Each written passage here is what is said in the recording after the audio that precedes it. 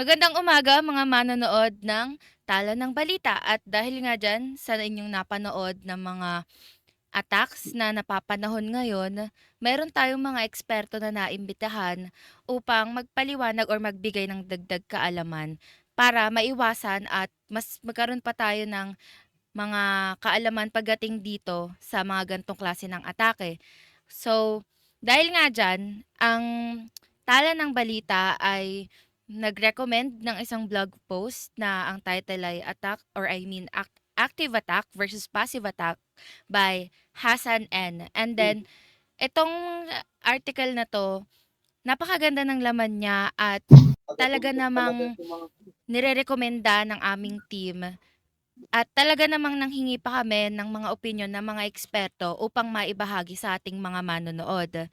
So, dahil diyan, atin nating makikita ngayon si J.R. Prosta para magbigay ng kanyang opinyon at kanyang mga nalalaman dito sa article na 'to at patungkol na din mismo sa active attack versus passive attack. Ako nga pala si Mr. Aprosta at nagpapasalamat sa paanyaya upang magbahagi ng dagdag kaalaman sa ating mga manonood.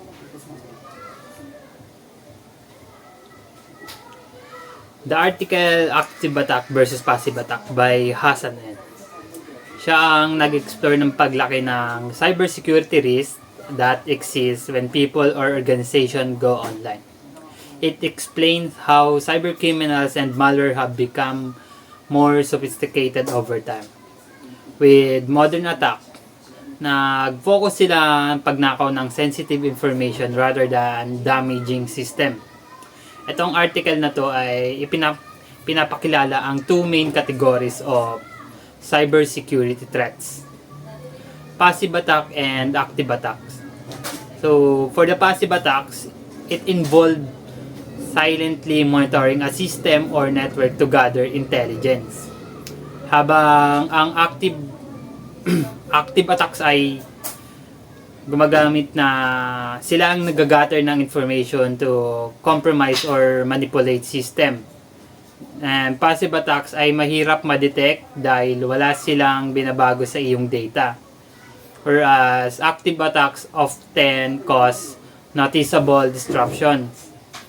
Both of attacks are dangerous, but the article emphasized that they can be prevented through the use of encryption, by updating system and creating awareness about cyber security risk. It also includes by stressing that everyone online is a potential target for hackers, regardless how small or insignificant think they are. Maraming salamat sa magandang impormasyon na inilad mo, Ginoong Aprosta. At dahil dyan, aalamin natin kung ano ba ang pagkakaiba ng active at passive attack. Nandito si Jed Aaron Salangsang, ang isang eksperto na ating naimbitahan para magtalakay patungkol sa paksang ito. Thanks, Liam. In cybersecurity, understanding the distinction between passive and active attacks is very crucial. Passive attacks akin to reconnaissance missions involve gathering information about a system or network without altering its state. This can entail monitoring network traffic to identify vulnerabilities, scanning for open ports to locate accessible services, or collecting data through publicly available sources. Think of it as a burglar casing a house, gathering intelligence before attempting to break in. As for the active attacks, on the other hand, are the actual attacks themselves, where the gathered information is used to exploit vulnerabilities and cause harm. These attacks can involve unauthorized access to a system without proper authorization, modifying or corrupting data, erasing or destroying data, or preventing legitimate users from accessing a system or network. It's like a burglar actually breaking into the house and stealing valuables.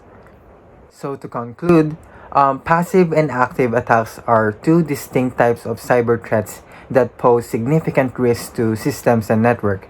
Passive attacks like reconnaissance missions or gather information without causing direct harm, while active attacks exploit vulnerabilities to cause damage. Understanding these two types of attacks is crucial for effective cybersecurity measures.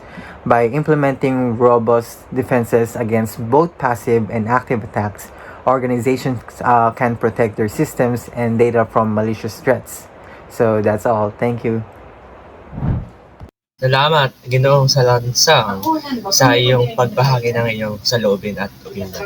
At ngayon, gusto natin malaman kung ano yung mga rekomendasyon at tips para maiwasan ang ganitong pag-atake. Malalaman natin ang kasagutan kay Ginoong Ulangka. So yun, salamat sa mga reporters natin. Narito ako sa inyo upang maibahagi ang mga recommendation para maiwasan ang mga attacks. Unang-una dito is encryption. Kailangan yung mga communications natin is ensure natin na encrypted siya and making intercepted data unreadable sa mga unauthorized parties. Next, we have updates. Siyempre mahalaga yung pag-update natin sa mga OS, sa mga software, sa mga network devices natin para maging close siya sa any vulnerabilities that attacker could exploit. So, next we have network monitoring. Kailangan natin mag-employ ng advanced monitoring tools to detect suspicious activities and prevent both passive and active attacks bago pa sila makapag-cause sa atin ng damage. Next, we have use firewalls in intrusion detection system or IDS. So, yung tools na to is nakakapagtulong siya sa atin na ma-block yung mga unauthorized access and ma-detect yung mga malicious activities sa network natin. Next, we have cybersecurity awareness training. Kailangan natin i-educate yung mga tao or employees natin kung ano nga ba yung cybersecurity. At ang best example dito is kailangan nilang ma-avoid na maging falling victim sila sa phishing attacks or social engineering tactics. Next, you have multi-factor authentication or MFA.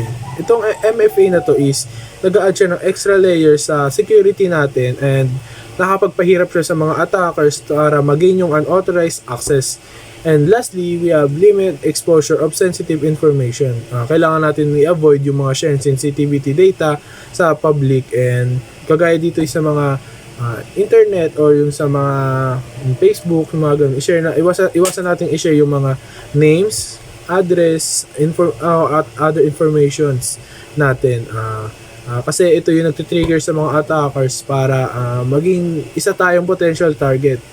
Kumbaga nakikita nila yung yung mga informations natin kaya natitrigger sila na i-attack tayo at mag-gather intelligence natin o yung mga informations. So, yun lamang ang mga recommendation ko para ngayong araw. Salamat sa pakikinig at sana mayroon kayo natutunan.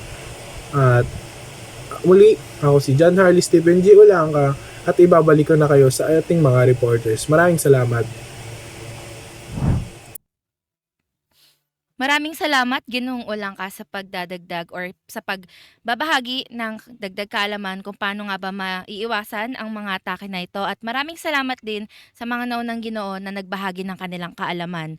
At dahil nga dyan, umaasa ang tala ng balita na nakatulong kami sa ating manonood sa pagdadagdag ng kaalaman. Dahil, iba Iba na Nang may alam. alam.